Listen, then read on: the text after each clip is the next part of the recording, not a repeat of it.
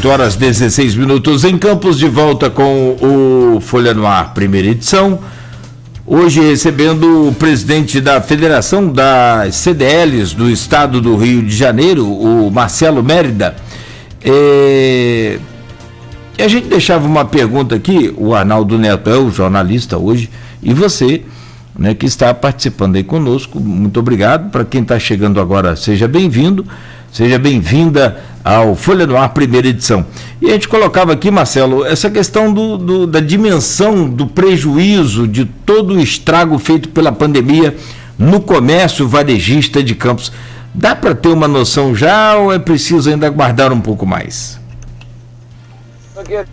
Eu penso que Campos não vai fugir à média que a gente vem discutindo em termo nacional, né, e também em termo regional.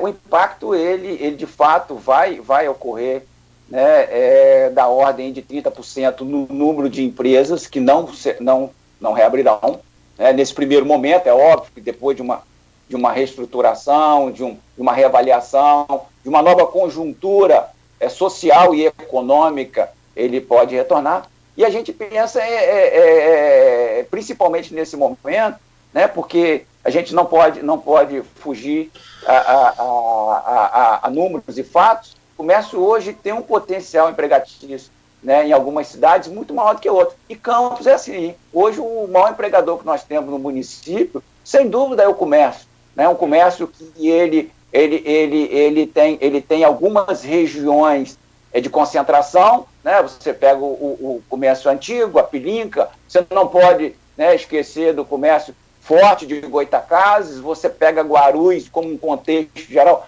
comércio altamente representativo, né? E o comércio de bairros, distritos, né? E ele tem um potencial muito grande. Esse impacto, né, nesse primeiro momento, ele recai sobre, né, o centro comercial antigo e Pilinca, de uma forma mais pontual. E a gente espera que se estanque nisso, que ele não cresça para o restante do comércio, até mesmo porque a gente não é um caso específico de Campos, mas a gente percebeu de forma clara que a contribuição maior nesse processo, né, de retração, ela foi no centro da cidade e na Pilinca. Né? Também não há um quantitativo que possa garantir um fechamento total de uma cidade. Então, a gente entende, assim, que realmente haverá um impacto.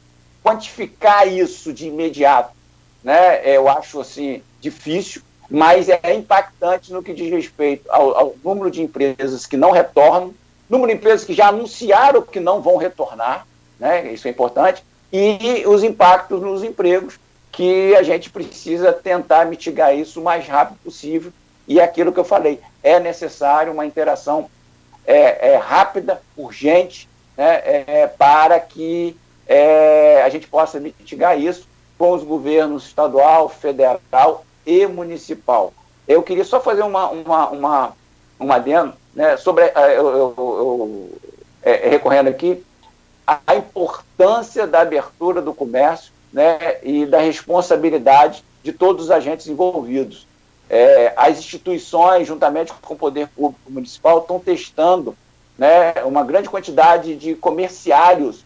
E isso traz uma garantia, né, para o consumidor, mas mais do que isso, traz uma tranquilidade para os ambientes de trabalho, que hoje é importante que também as empresas entendam e façam uma triagem do que vai levar, né, para a sua frente de trabalho. Nós temos pessoas de alto risco que não podem. É importante a gente ter essa consciência e a gente, né, disseminar isso enquanto instituição, enquanto a gente puder, né, enquanto representante de classe, né, alertar sobre isso. Eu tenho convicção que a gente errou em alguns pontos nessa pandemia, o que é natural e normal, porque nós estamos vivendo, mas a nossa geração não pensou em viver esse momento, né? Gerações passadas viveram outros tipos de pandemia e criaram expertise. Nós não tínhamos e não temos, mas nós precisamos, em cima dos erros, né, crescer e apresentar soluções. Entre os erros, hoje é mais fácil falar, mas talvez a gente tenha entrado em um processo de lockdown, ou de fechamento, ou de retração antes do que se deveria, porque nós vivemos num país de dimensões continental. Então, você tinha cidades, você tinha ambientes que era necessário, sim, fechamento naquele momento, mas tínhamos outros que não. Então, a gente não soube fazer essa triagem, né? E aí, hoje é mais fácil falar sobre isso, né? Então, então acho que assim, a gente volta com uma responsabilidade social muito grande e fazendo o dever de casa.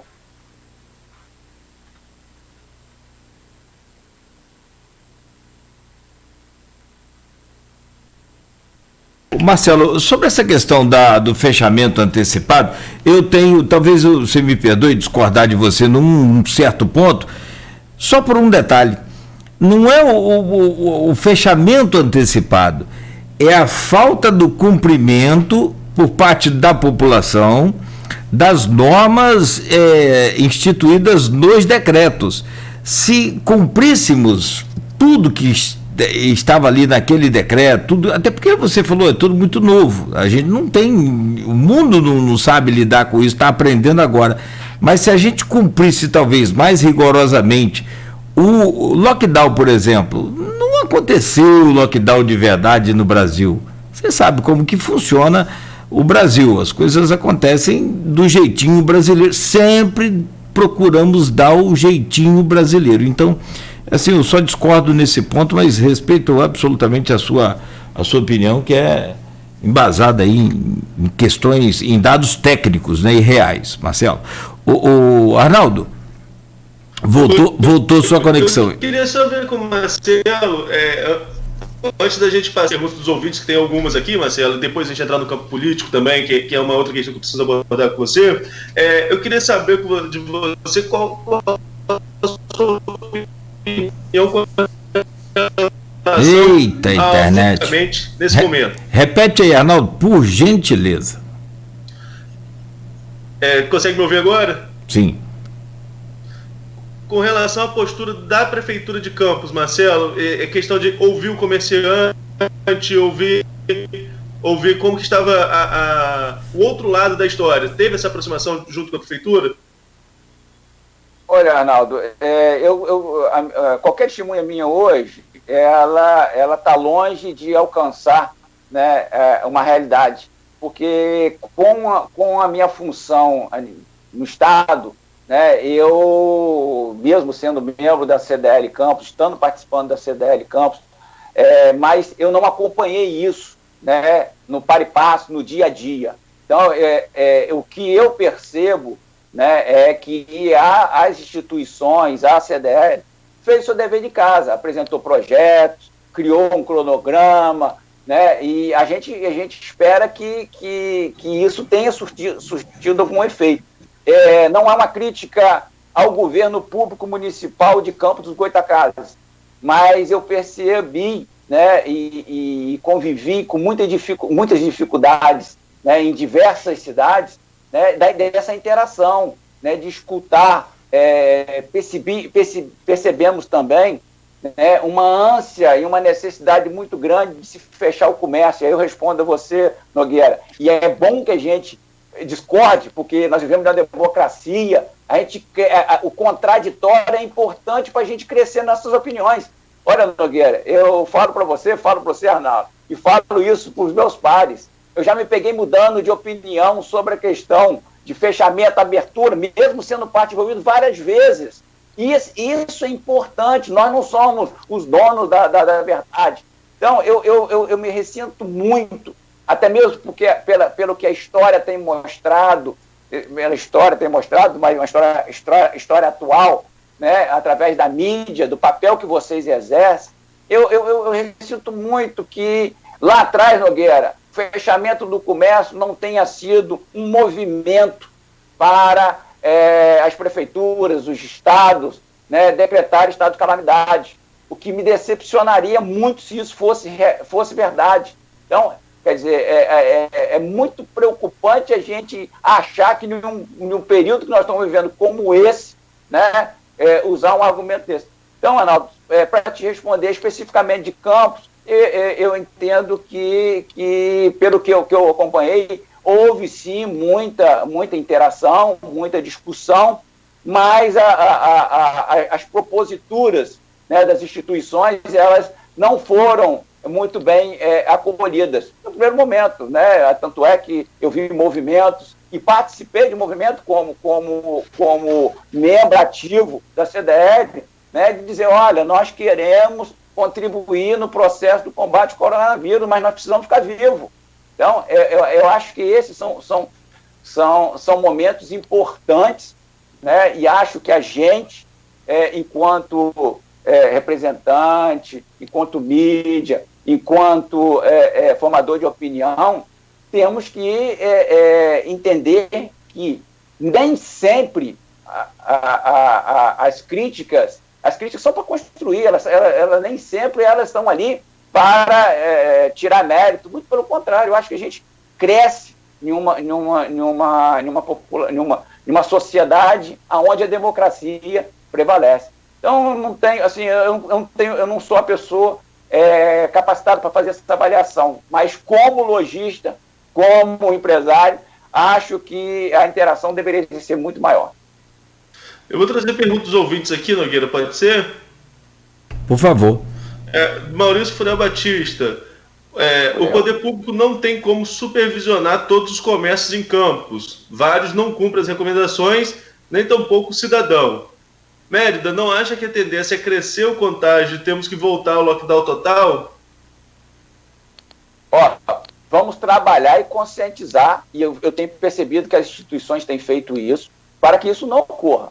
Eu posso falar especificamente da região central. Os comércios e as pessoas que frequentam estão de máscara, né, procurando, assim, a questão da aglomeração, proximidade. Nós vivemos em um país onde nós temos costumes centenários, né, de abraçar, de beijar, né, e aí as pessoas querem estar próximas da outra. Então, é necessário que o lojista faça essa disciplina, é necessário, olha, precisa afastar, precisa ser, né, assim como também o poder público precisa estar presente para dar voz e vez ao que o empresário, ao que o cidadão está fazendo. Agora, no centro da cidade, né, e a gente tem que fazer essa avaliação, eu tenho visto, né, óbvio que eu não estou todo dia no centro, mas às vezes que eu fui, eu vi uma disciplina e vi também um uso de máscara, as lojas que estão podendo trabalhar álcool gel, tenho visto a questão de medir a temperatura, que vai ser um problema, ainda bem que o decreto prevê, não existe termômetro para se comprar ainda no mercado. Então, eu acho assim, essa questão é importante. Olha só, como se cresce interagindo. É óbvio que um decreto ele é muito frio. Ninguém tem a dimensão, nem é obrigado a ter a dimensão de que não existe termômetro. Então, no primeiro decreto saiu que tinha que usar o termômetro. Depois verificou que não tinha onde comprar. Então, refez. Então, como é que se cresce? Que se cresce assim. Então, Maurício, eu digo o seguinte, eu quero acreditar e vamos trabalhar, né? E eu tenho certeza que as instituições, CDL, a SIC, se não fosse isso, não estariam fazendo essa movimentação junto ao poder público municipal da vacinação em massa, de que a gente está mais consciente e é necessário que tenha essa consciência. Entretanto, volto a falar, é importante uma campanha em massa para que a população, fora do ambiente comercial, nas suas relações sociais, nas suas relações do dia a dia, do cotidiano, também tem essa prevenção. Tem mais uma pergunta aqui, Marcelo, da dona Noêmia Magalhães. Bom dia a todos, dá um orgulho danado ver e ouvir o Marcelo Mérida falando, dominando o assunto com tanta propriedade. acompanhei o crescimento dele, criado numa família que nos representa. Quero perguntar, para ele, a vida tem preço ou valor? Rapaz, tem nada mais importante que a vida. Eu tiro cada minuto, né, a gente, e acho que o Covid veio também ajudar as pessoas a valorizar a vida. Não tem preço. A vida é única, né? Eu falei mais cedo aqui, é necessário que a gente, né, tenha espaço para a economia, para o crescimento, mas não pode perder o foco da pirâmide, é a vida, não tem preço.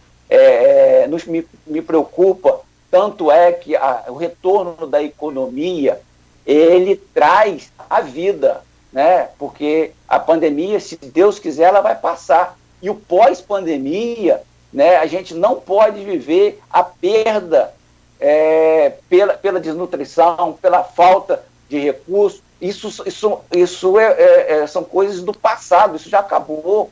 Né? Nós não podemos admitir a morte por inanição, por falta de comida mais, né? Que pese o mundo ainda ver exemplos, né, catastróficos, né, fora do nosso continente, na África, mas aqui a gente não pode admitir uma coisa dessa. Então, é importante, sim, que a gente volte com consciência, com o pé no chão, mas a vida não tem preço. A vida é uma só, e a gente, quando fala de vida, a gente fala da gente, fala dos próximos, fala daquele que a gente nem conhece, nem nunca viu, né? Mas quando a gente olha para dentro da nossa casa, a gente passa a enxergar isso tudo afora. Eu digo o seguinte, dona Noêmia, não há conhecimento, né? Eu estou falando por aquilo que eu vivo, que eu respiro todos os dias, mas há um grande desafio pela frente, que é o Covid, que ninguém conhece, nem a ciência, né? Lá atrás, quando eu disse, e assim, às vezes a gente está falando e não dá o exemplo, quando eu falo, a gente precisava ter uma verticalização, né, das ações, né, dos governos. Eu falo sobre o Covid, eu falo como é que pode, a gente chegou a um momento onde a ciência foi colocada de lado e os palpiteiros tiveram mais voz do que a ciência. A ciência está passiva de erro, sim, nós já vivemos isso, mas a possibilidade de erro dela é muito menor do que palpiteiro. Eu, no máximo que eu sei receitar, porque é uma aspirina. Mais do que isso, eu não tenho capacidade. Então, é importante a gente entender que cada um, né, falando daquilo que entende. Então, dona, obrigado pela participação, obrigado pelo elogio, mas estou falando o que eu estou vivendo. Né? Eu não teria capacidade de falar sobre outro assunto, talvez da maneira que eu estou falando aqui hoje com vocês, né, com o Arnaldo, com o Nogueira, da maneira que nós estamos falando. E só para a gente encerrar esse bloco, Nogueira, se você tiver mais alguma pergunta depois, mas a minha última pergunta desse bloco, Marcelo, é com relação à pós-pandemia. Nós falamos aqui no início que nós vivemos um período de retração econômica muito forte. Acredito que desde 2014, né, nós estamos com a economia muito estagnada por todo aquele processo político, de uma eleição que não acabou, na verdade. Né? E dali para cá a gente vive só ladeira abaixo. E havia-se uma expectativa muito grande para 2020. Vemos de uma mudança de governo, também um pouco conturbada, algumas políticas macroeconômicas que se prometeu uma coisa e se entregou outra, chamado PIBinho, que foi apresentado aí de 1,9, se não me falha a memória. Enfim, mas havia uma expectativa muito forte para a retomada econômica em 2020 e veio esse balde de água fria com relação a essa pandemia. E agora, como empresário, qual a sua perspectiva de retomada econômica nesse cenário pós-pandemia? Arnaldo, as instituições, né, e eu falo que assim, as instituições terão um papel importante, né, tanto positivamente, né, se for propositiva, se for atuante, como também negativa se ela ficar inerte. Não estou falando só das instituições como um todo, do poder público, né, instituição de classe, sindicatos. Então, nós já estamos, nos primeiros 15, 30 dias de pandemia, nós cuidamos da pandemia. Falávamos 100% das ações na pandemia, né? Pós 30 dias, 35 dias, 40 dias, hoje a gente já fala quase que 100% nas ações pós-pandemia, né? A gente não consegue enxergar hoje ações pontuais para a pandemia. O que tinha que ser feito já foi feito, o que deixou de ser feito, nós vamos ter que administrar as sequelas. Então, nós estamos discutindo pós-pandemia, nós estamos discutindo em Constituição com o Congresso Nacional, com o Ministério do Desenvolvimento, com a Alerj no estado do Rio de Janeiro, que tem assumido um protagonismo importante nos últimos tempos, com o governo do estado, com toda a sua fragilidade nesse momento, né? E as CDLs com os municípios. O pós-pandemia, para nós do setor hoje, ela é muito importante, porque vai marcar, né, o início de uma retomada, né? Se a gente for analisar, quando eu falei lá atrás que pós-pandemia é um pós-guerra mesmo. A recuperação econômica dos países que passaram por guerra tem que servir de exemplo para o Brasil. Nós vivemos uma guerra, uma super guerra, não foi uma guerra qualquer não, foi uma mega guerra. Então, nós precisamos usar esses exemplos. Olha, países como a Alemanha investiu em tecnologia e recursos públicos na infraestrutura. Outros países usaram outro. Nós precisamos descobrir qual a nossa. A nossa, nós entendemos que no primeiro momento, né, a manutenção das atividades, recuperações, né, de setores importantes para o Brasil.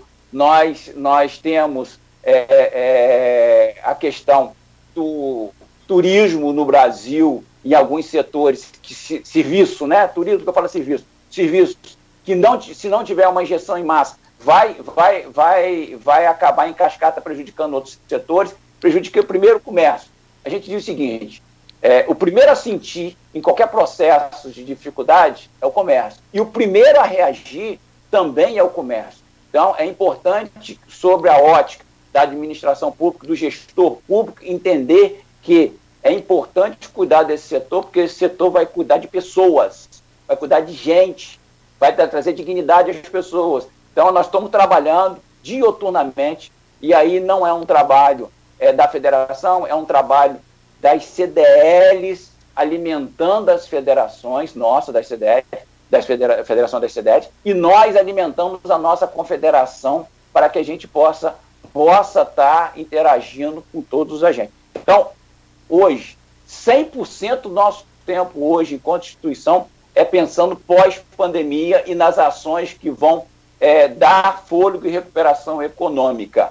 Então, acho que é assim, sem nenhuma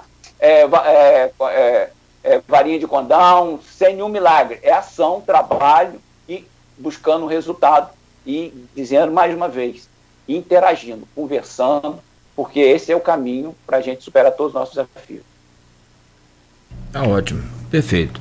Bom, Arnaldo, então façamos o intervalo, né, são 8h39, voltamos logo a seguir, você que está em casa nos acompanhando, também com o Marcelo Mérida, presidente da Federação das CDLs e também do Diretório Municipal do PSC.